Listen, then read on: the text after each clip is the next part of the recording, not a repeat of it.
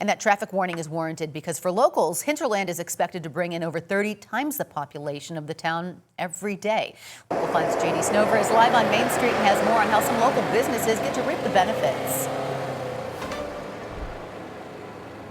Yeah, Stephanie, the stage and the festival grounds themselves may be the main attraction for most visitors, but for the businesses here on the main drag through town, it's a weekend that they plan for all year round.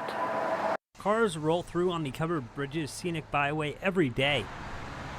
But for Joe Nelson at the Tiger Lily Cafe, most of the people who actually stop in are a little closer to home. But it's pretty tame and mundane unless we're handling other events. But not this weekend. I mean, you're talking St. Charles being a town of 800 people, so shoving 25,000 3/4 of a mile away is absolutely insane for us. Hinterland Music Festival draws people from around the world. For local businesses like Nelson's, that can only mean one thing: get ready. It's a gambit. I've kissed my family and I've said I'll see you guys Monday afternoon. That's about it. With attendees heading to the grounds later in the day, Nelson says the biggest crowds often come before the music starts. We're expecting pretty big crowds.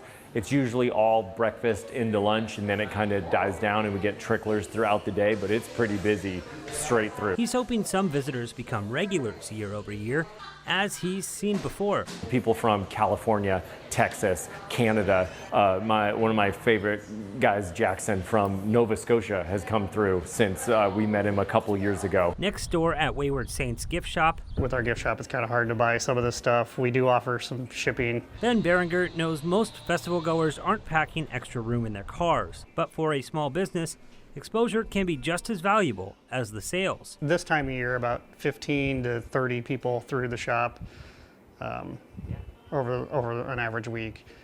So it'll be a lot busier as far as just volume of people coming through.